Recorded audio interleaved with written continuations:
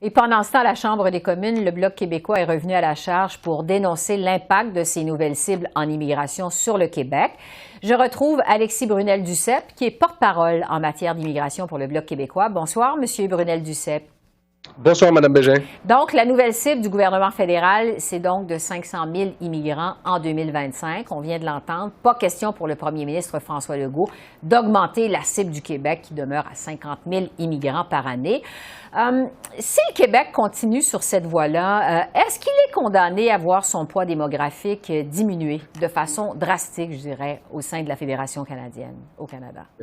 Écoutez, c'est assez mathématique, hein? Là, les chiffres parlent d'eux-mêmes. Si, évidemment, on accepte 500 000 nouveaux arrivants par année et qu'il y en a seulement 10 qui s'en viennent au Québec, effectivement, le poids démographique du Québec va décliner, ainsi que peut-être son poids politique, ce qui est une chose extrêmement dangereuse pour tous les Québécois qui forment une nation. Et ça a été reconnu même par le gouvernement fédéral là, que le Québec est une nation. Donc, effectivement, ça nous énerve un petit peu là, de voir ça aller, surtout que là, aujourd'hui, en plus, M. Trudeau a voulu se mêler des cibles de Québec, ce qui est pas du tout dans son champ de compétences, première des choses.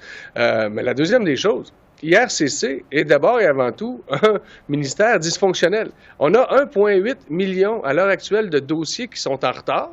Et là, on nous dit qu'on veut rajouter 500 000 nouveaux arrivants par année. Écoutez, là, je pense que c'est mettre la charrue devant les bœufs. Déjà, il faudrait régler les problèmes dysfonctionnels de structure au sein même de ce ministère-là et faire attention avec les nouveaux seuils. Ça, c'est la première des choses.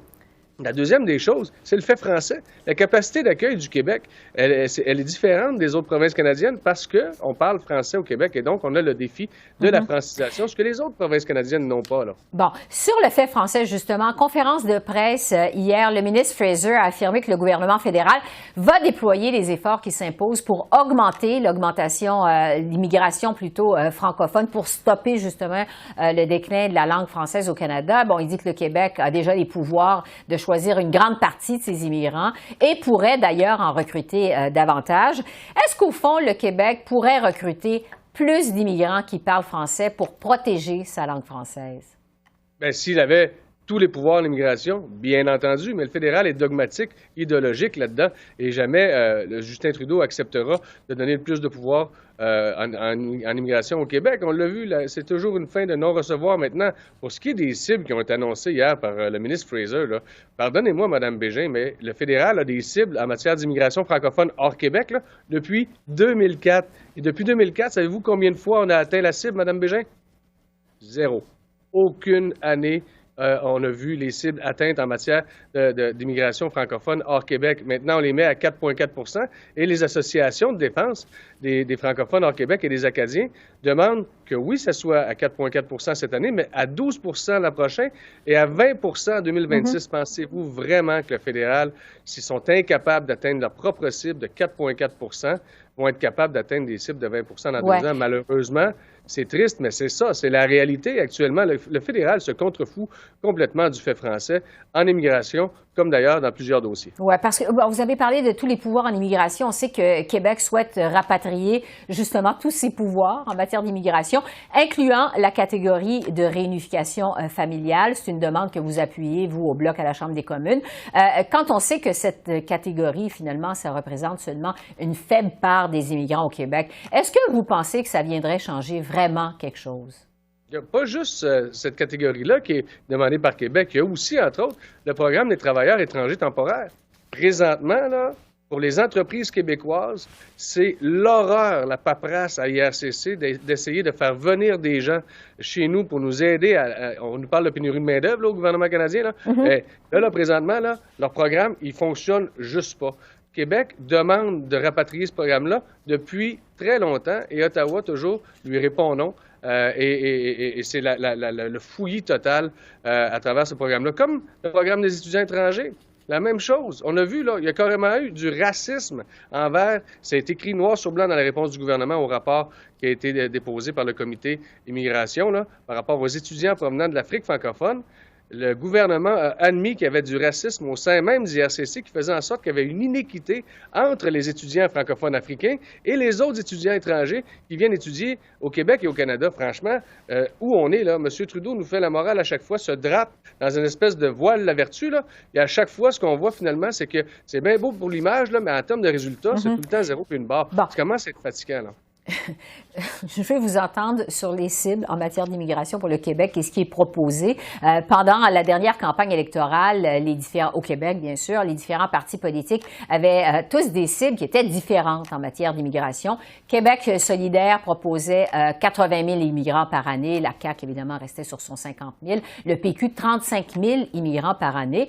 Votre position au Bloc québécois sur cette question-là, est-ce que vous vous êtes aligné avec le PQ et sa cible de 35 000 immigrants? Notre position, elle est très simple et elle sera toujours la même. C'est à Québec de décider. Donc, peu importe le Non, mais gouvernement qu'est-ce que vous qui est en place pensez à du Québec. 35 000?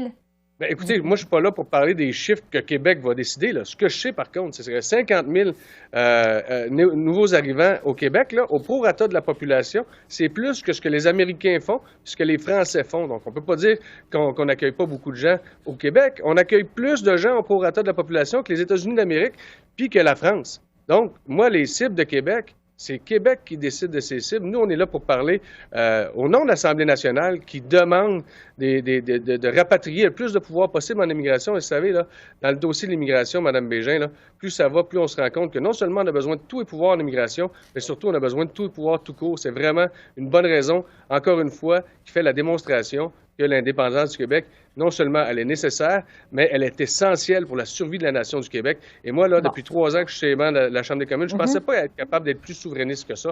Mais oui, je le suis devenu encore plus. À chaque fois que je mets les pieds dans cette enceinte-là, je me rends compte qu'on est, à l'opposé complètement de ce qui se passe entre le Québec et le Canada. Pour rester sur les cibles, parce que la Chambre de commerce à Montréal, il y a aussi le Conseil du patronat, entre autres, qui mettent beaucoup de pression sur le gouvernement Legault pour qu'ils augmentent justement ces cibles d'immigration. On demande même jusqu'à 100 000 par année. On sait qu'on est en pleine pénurie de main-d'œuvre. Cette pénurie, c'est d'ailleurs l'un des principaux arguments du ministre de l'Immigration ici à Ottawa, Sean Fraser, pour augmenter les seuils d'immigration au pays. Comment vous, au Bloc québécois, vous proposez de régler ce problème de pénurie de main-d'œuvre sans augmenter les seuils en immigration? Par les programmes de permis temporaires. Et ça, ça existe seulement, ça ne fonctionne pas. Là, l'autre chose qu'il faut se dire, Mme Bégin, c'est qu'il faut pas, c'est très dangereux de faire dangereux. Selon moi, c'est pas efficace de faire la corrélation directe entre un emploi à combler et un nouvel arrivant au Québec. Cette personne-là, premièrement, doit avoir un logement. On est en pleine crise du logement. Cette personne-là va consommer biens et services. Elle va devoir aller à l'hôpital. Elle va devoir aller à l'école. Ça fait en sorte que ça crée d'autres besoins aussi. C'est très complexe, la pénurie de main-d'œuvre. Il n'y a pas seulement l'immigration. C'est une partie de la réponse. Mais là, regardez ce qui se passe avec les programmes de travailleurs étrangers temporaires.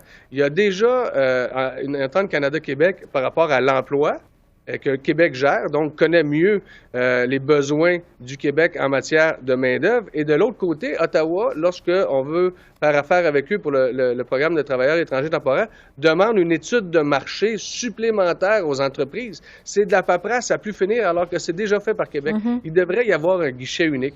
Et ça, là, les travailleurs étrangers temporaires en voulaient une solution. Il faudrait bien que ça marche. D'abord et avant tout, on nous dit qu'on va faire venir 500 000 nouvelles personnes, mais on est incapable de faire venir des travailleurs étrangers temporaires. Comment on peut nous expliquer ça au sein de ce ministère-là? C'est tout croche, Mme Bégin. C'est tout croche. C'est malheureux parce que il y a beaucoup de victimes de cette inefficacité-là du ministère d'immigration.